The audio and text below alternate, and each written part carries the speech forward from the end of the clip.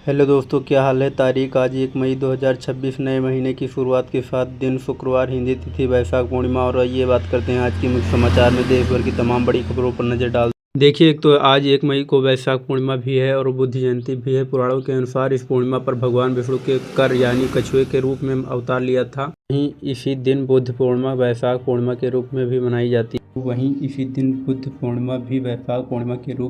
जाती है। कि बौद्ध परंपरा में यह दिन भगवान बुद्ध के जन्म, ज्ञान प्राप्ति और महापरिनिर्वाण से जुड़ा माना जाता है। और वही दोस्तों, आज के दिन दुनिया भर में हैप्पी लेबर डे के रूप में भी मनाया जाता है, यानी मजदूर दिवस, अंतर्राष्ट्रीय मजदूर दिवस। दुनिया भर के मेहनतकशों श्रमिकों के संघर्ष और उनके अधिकारों को प्रतीक के रूप में मनाया जाता है। इसकी शुरुआत 1 मई 1886 में हुई थी।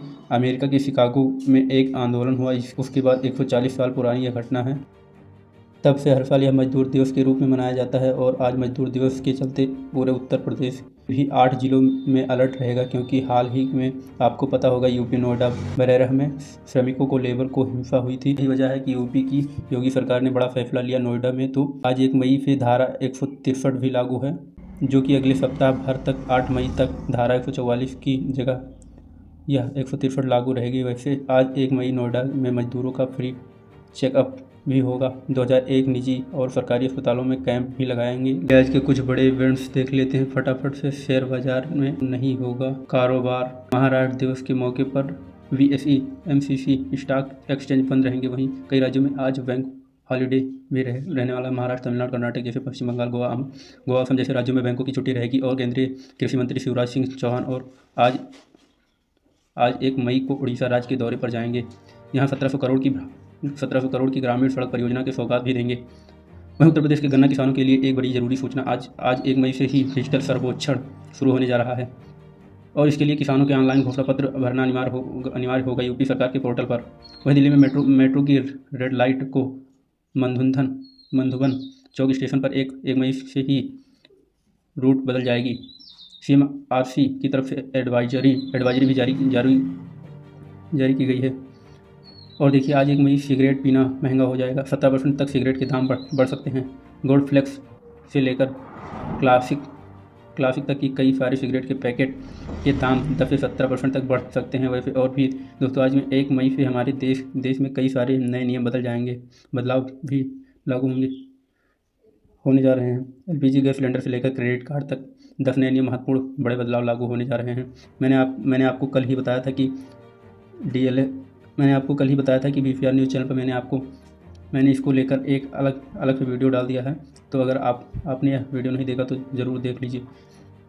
यह आज की खबरें समाप्त होने के बाद इसे कंप्लीट टुडेज इंफॉर्मेशन मैंने आपको बता दी है कि 1 मई आज से क्या क्या नियम बदल जाएंगे।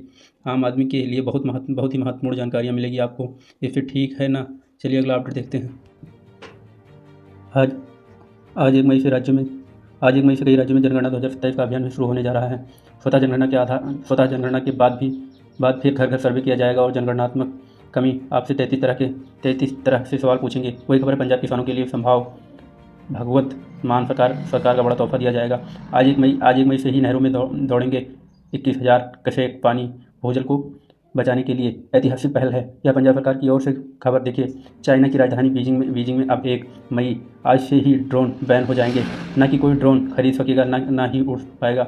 युद्ध के हालातों के बीच चीन में सुरक्षा में मद्देनजर रखते हुए बड़ा फैसला लिया गया है। इसके अलावा भी 1 मई से चीन अपने साथ राजनीतिक संबंध रखने वाले सभी अफ्रीकी देशों पर भी 0 रेटिंग लगाएगा। अच्छा, वैसे अंतर्राष्ट्रीय बात हो ही रही है तो चलिए साथ के साथ कुछ ईरान इजराइल अमेरिका जंग से जुड़े अपडेट देख लेते हैं। देखिए, ईरान पर अमेरिका का इजराइल के हमलों पर 62 दिन हो चुके हैं। अमेरिका के युद्ध की चर्चों पर बच्चों को बमबारी को लेकर भी सवाल उठने लगे हैं। अमेरिकन राष्ट्रपति डोनाल्ड ट्रंप ने ईरान को फाइनल चेतावनी में यही कहा कि ईरान अब तक परमाणु हथियार बनाने की जिद नहीं छोड़ता, तब तक हम होर्मुज रूट पर नाकाबंदी भी जारी रखेंगे। और वैसे इस युद्ध पर एक चौंकाने वाली रिपोर्ट सामने आ रही है कि अमेरिका को भी भारी पड़ रहा है ईरान के साथ जंग लड़ना।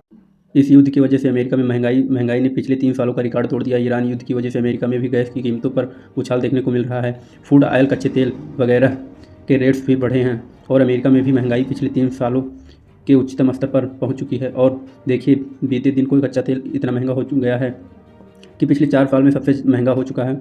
जंग के बीच क्रूड ऑयल की कीमत $126 प्रति बैरल पहुंच चुका है। ईरान ने तो यह भी कहा कि अगला पड़ाव $140 तक का होगा।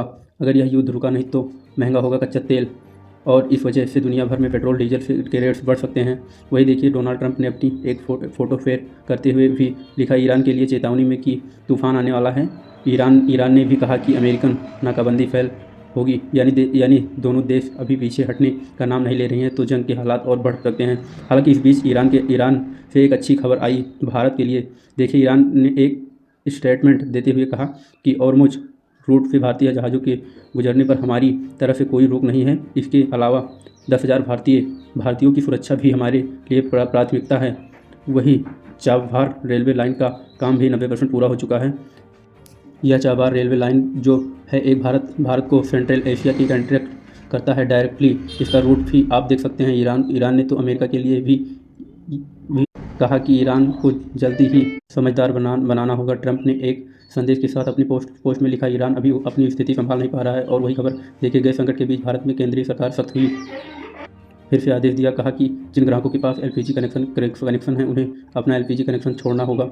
अब दोहरे कनेक्शन वाले की पहचान भी की जा रही है। सरकार ने मई में एक सख्त अभियान भी शुरू कर दिया है और खबर आ रही है कि ईरान पर अमेरिका और इजराइल के हमलों के बीच बाद में लेकर अब तक भारत के विदेश मंत्री डॉक्टर एस जयशंकर और ईरान के विदेश मंत्री आरागची के बीच छठी बार फ़ोन पर बातचीत हुई है। वही पश्चिम एशिया संकट पर एक और बड़ी खबर देखिए, अपनी परमाणु और मिसाइल क्षमताओं को रक्षा करेगा ईरान। एक नए ईरानी सुप्रीम लीडर मोज्तबा खमीने से अमेरिका को यह अंतिम संदेश भी दिया। ईरान के सुप्रीम लीडर्स ने अब तो डोनाल्ड ट्रंप को सीधी धमकी देते हुए कहा कि फारस की खाड़ी में हम नया अध्याय लिखेंगे, अगर यहाँ आए तो दफना देंगे।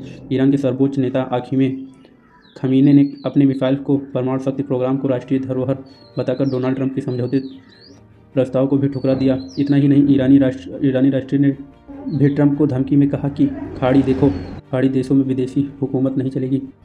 ईरान के राष्ट्रपति पजेश्कियान ने ट्रंप को 2 टूक जवाब देते हुए होर्मुज़ में नाकाबंदी पर भी चेतावनी दी और कहा फिर अगर अमेरिका में समुद्री पाबंदी लगाई तो उसे मुँह की खानी पड़ेगी।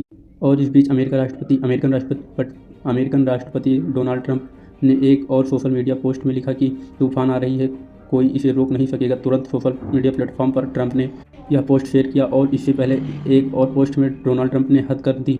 ट्रंप ने होर्मुज़ रूट का नाम बदलकर ट्रंप जल डमरू मध्य रूट कर दिया है। तो डोनाल्ड ट्रंप की इस सोशल मीडिया पोस्ट के बाद काफ़ी बवाल मच गया, क्योंकि इस पोस्ट को देखकर यूँ लगता है कि मानो डोनाल्ड ट्रंप होर्मुज़ रूट पर अपना कब्जा करना चाहते हैं, हथियार चाहते हैं। इसे आप देख सकते हैं, ट्रंप ने यह फ़ोटो शेयर किया जिसमें लिखा कि ट्रंप स्टेट ऑफ होर्मुज़ का नाम बदलकर उन्होंने यह कर दिया है कि वही खबर है अमेरिका सेना की ईरानी के बंदरगाहों पर भी नाकाबंदी देखने को मिली। 42 जहाज़ों को रोका। तो ईरानी ने इसे समुद्री डकैती बताते हुए स्वयं कार्यवाही की चेतावनी भी दी। और होर्मुज़ की सुरक्षा के लिए अब अमेरिका ने एक नया प्लान बनाया है। कहना है कि होर्मुज़ रक्षा के लिए अमेरिका एक नया संगठन बनाएगा। डेली अपडेट्स के लिए विशा न्यूज़ चैनल को सब्सक्राइब जरूर करें।